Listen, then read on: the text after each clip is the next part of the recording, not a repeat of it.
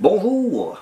Aujourd'hui, je vais continuer mon exploration du logiciel Positive Grid BIOS FX2. Aujourd'hui, je vais commencer, à tout le moins, de tester des chorus dans le logiciel en question. Je vais, pour la démonstration, utiliser ma guitare Schecter Hellcat. Et bon, ben, je crois que je suis prêt à commencer la démonstration. Bon, ben, comme d'habitude, je vais faire ma démonstration avec une imitation d'un Son 1000S. Une tête séparée avec un cabinet séparé contenant 4 haut-parleurs de 30 pouces, 4 haut-parleurs de 12 pouces ou 30,5 cm. Je me suis mis sur le micro du manche I Am on the Neck Pickup. Donc voici sans effet.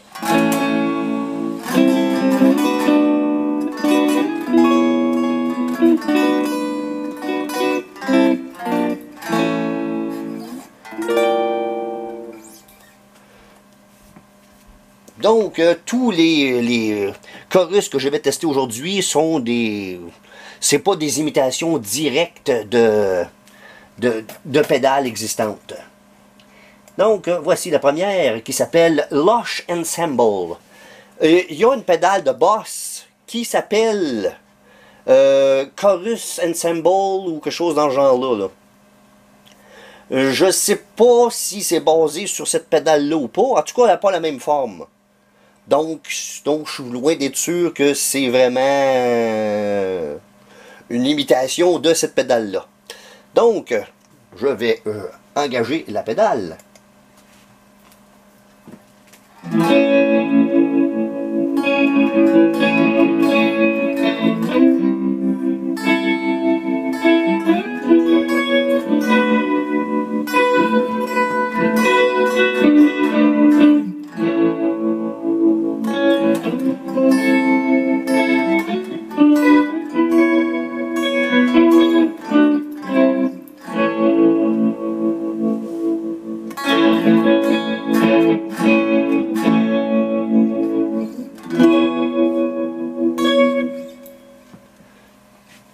Donc, la deuxième pédale que je vais vous présenter, eux autres ils appellent ça Vintage Chorus. C'est potentiellement plus ou moins un retravaillage de la Boss Chorus CE1 ou C, en tout cas C1, quelque chose dans ce genre-là. En tout cas, la vraie première pédale chorus inventée par Boss à la fin des années 70. J'ai mis les potentiomètres exactement à la même place que l'autre juste avant. Donc, on va voir la différence entre les deux.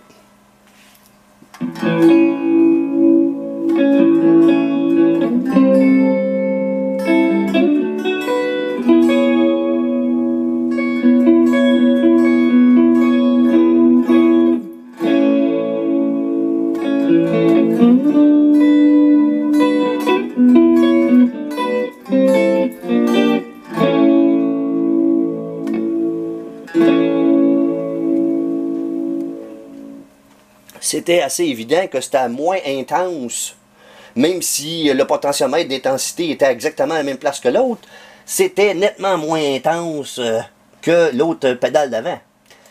La prochaine, c'est ce que eux autres appellent un acoustic chorus. Je sais pas exactement une guitare acoustique que j'ai, mais bon, on va dire que c'est à peu près... on va dire que ça va marcher pareil pour ma démonstration.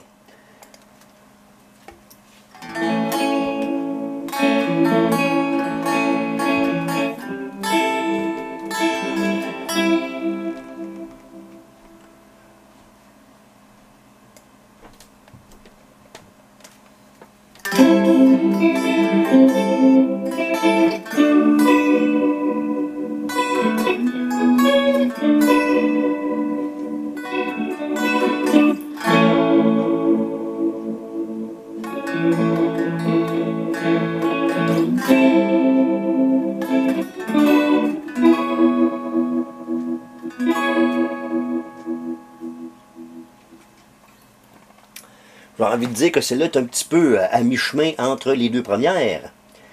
Et la dernière, c'est celle-là qui s'appelle la Frostburn Chorus, qui a été inventée quand Ola Englund, le guitariste Ola Englund, s'était associé avec les Positive Grid pour inventer des effets et des amplificateurs. J'en avais parlé quand je jouais avec les amplificateurs d'extrême métal. Donc ça, c'est son chorus supposément.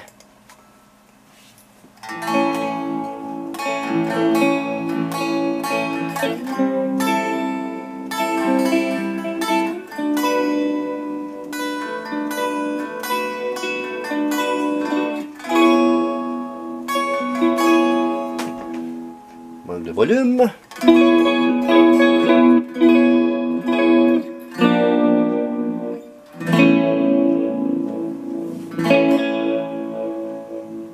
Quoi d'étrange un peu dans les basses fréquences. Bon, après ce premier tour d'horizon, je vais maintenant sur celle-ci, je vais augmenter, je vais en jouer maintenant sans aucune. Oups, baisser un petit peu le volume.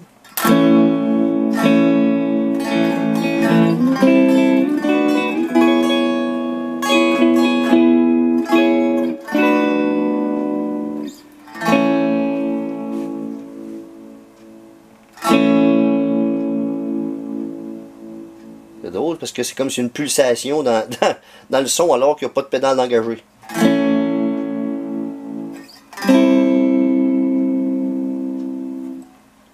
Là, je me demande... Non, il est à 0. Bon, toujours est-il que je vais augmenter le depth, la profondeur de l'effet. Donc là, je vais en jouer sur...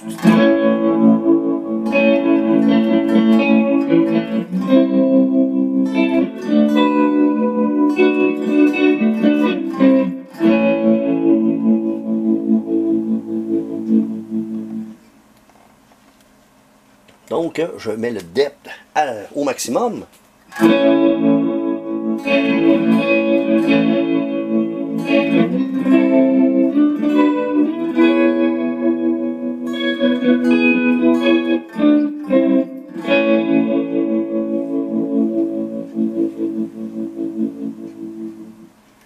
Bon, ça l'avait augmenté un petit peu. Bon, maintenant...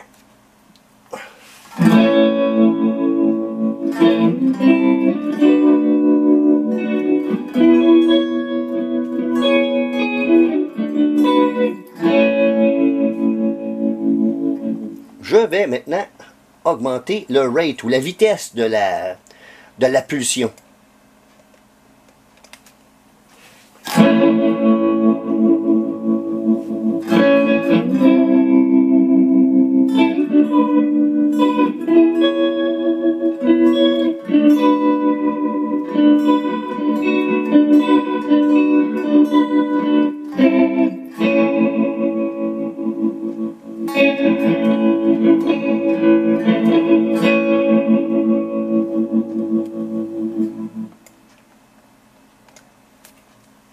Je l'ai remis approximativement où il était.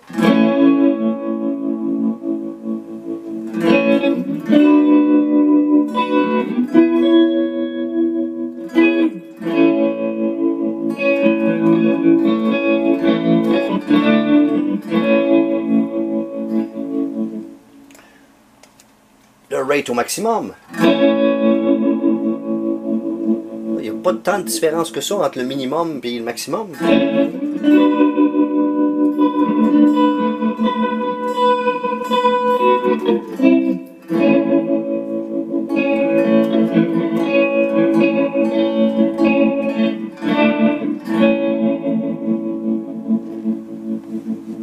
Bon.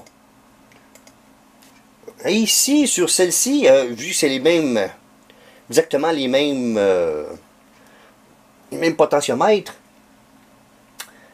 je vais jouer avec c'est l'interrupteur LFO. Donc, on va commencer comme tel qu'il est présentement.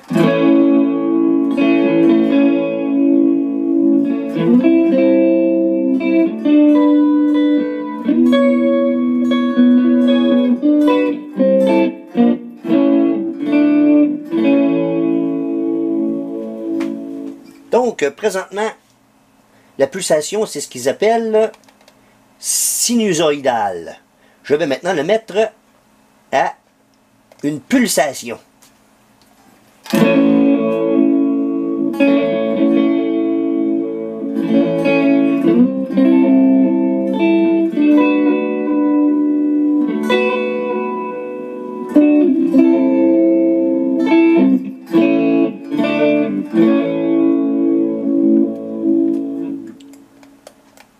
Sinusoïdale.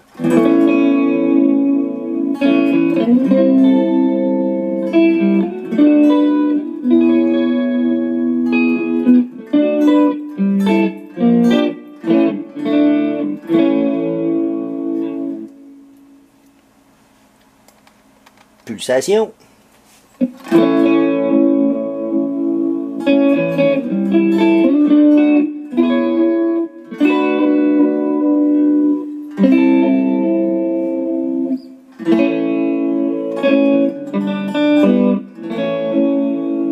On dirait que à sinusoïdale, l'effet est un petit peu plus lisse et à pulsation est un petit peu plus saccadé.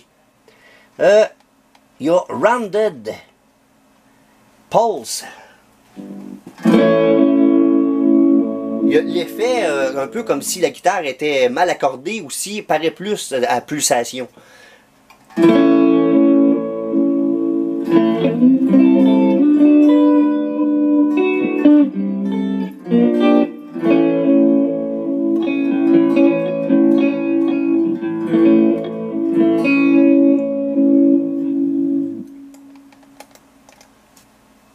Je l'ai remis à sinusoïdale.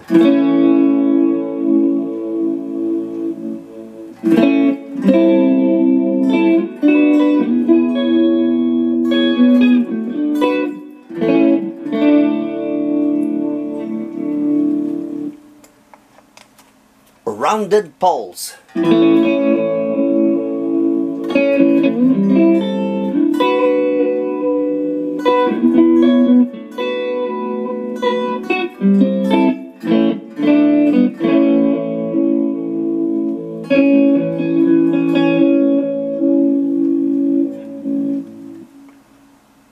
Donc, comme on remarque, l'effet désaccordé paraît plus. Oh, la première position, c'était triangle.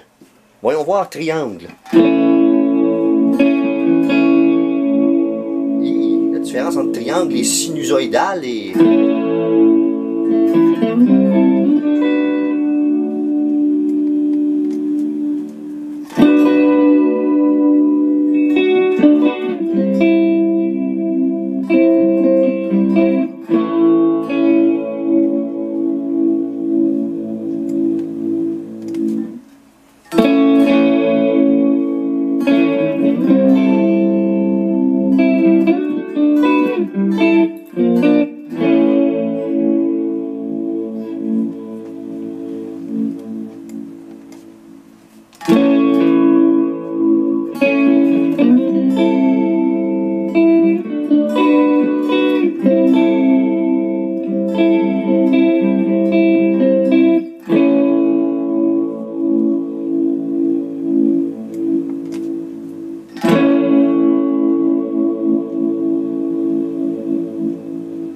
Donc, la différence entre le triangle et le sinusoïdal est très subtile. Bon. Le Acoustic Chorus. Mon Dieu. Qu'est-ce que je pourrais faire? Bon, on va dire que je vais en jouer tout de suite comme ça.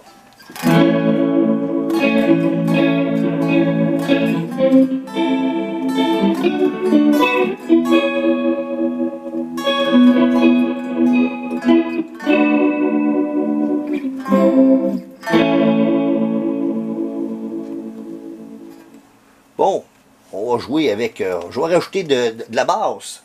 Ah, oui, ça paraît un peu.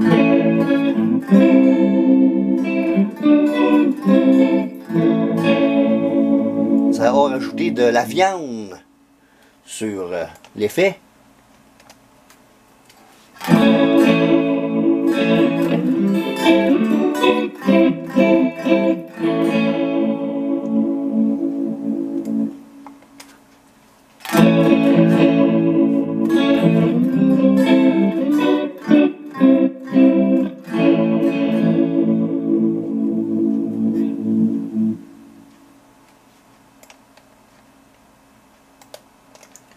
On va rajouter de l'aigu.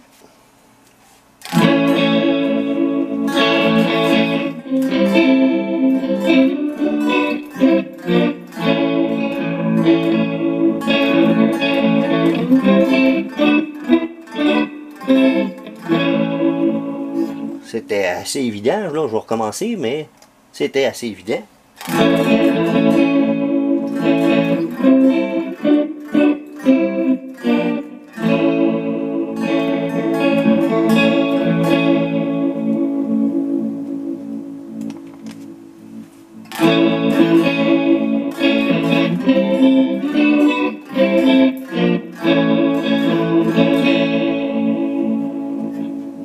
Vraiment plus de mordant. Je vais enlever complètement la basse. On va voir ce que ça donne.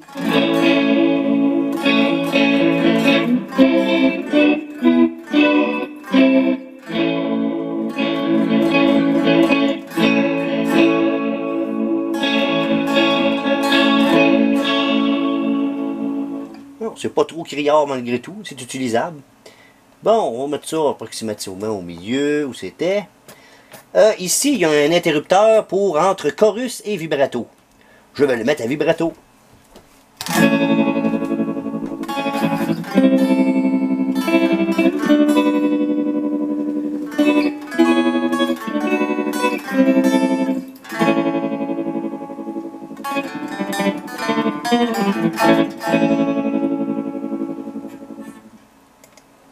Revenez à chorus.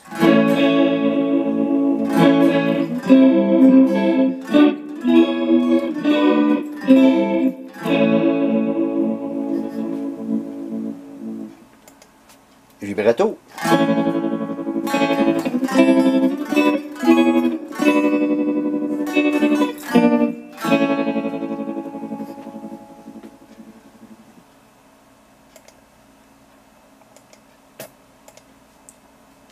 Bon, le Frostburn. Mon Dieu. Sur celui-ci, je vais l'essayer comme ça.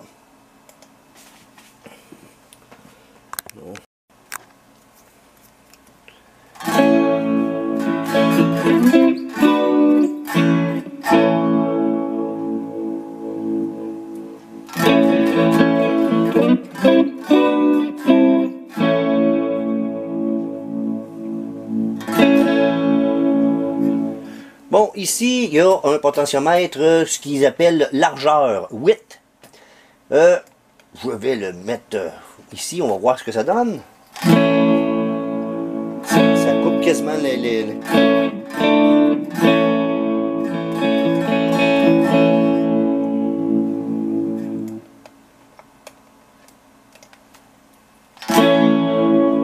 L'effet, hein, c'est quasiment comme si ça coupait l'effet quand on l'enlevait, ça, celui-là.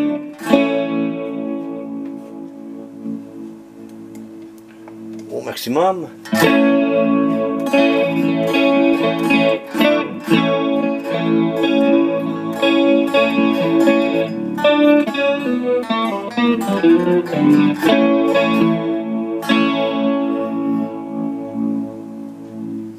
Bon, assez convaincant ça aussi. Ici, il y a un potentiomètre, pas un potentiomètre, un interrupteur entre analogue 1 et analogue 2. Présentement, il est à analogue 1.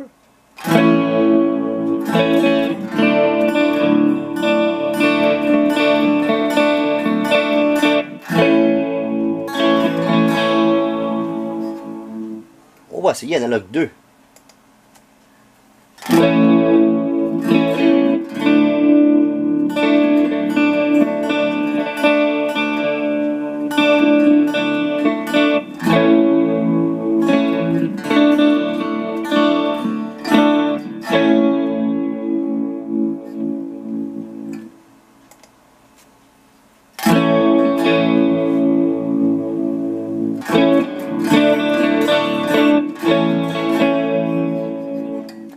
vais monter un petit peu à la fois l'intensité et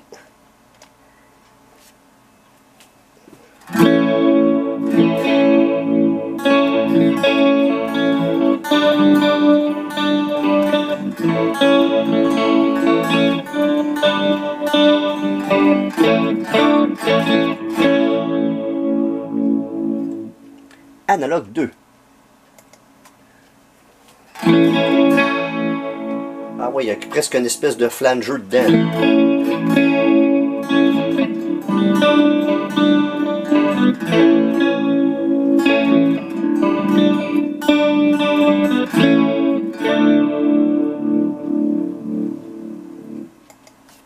Analogue 1.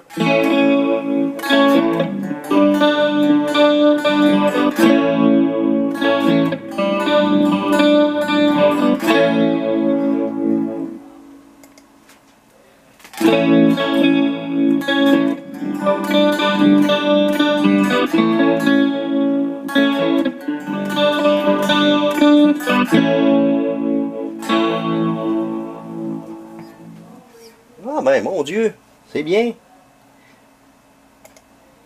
Donc, on va dire que pour aujourd'hui, ma démonstration tire à sa fin.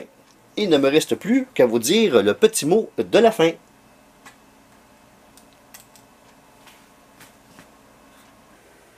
Bon, ben on a pu voir une relativement vaste palette de sons sortant de ces divers chorus-là.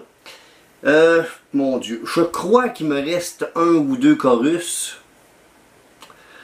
Puis là, il y a des effets là-dedans aussi qui sont à mi-chemin entre des chorus, des phasers et des flangers. Mon Dieu.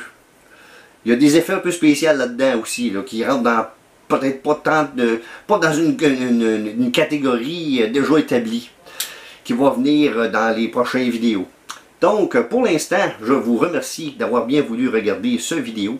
Et je vous invite cordialement à regarder les autres vidéos apparaître sur cette chaîne.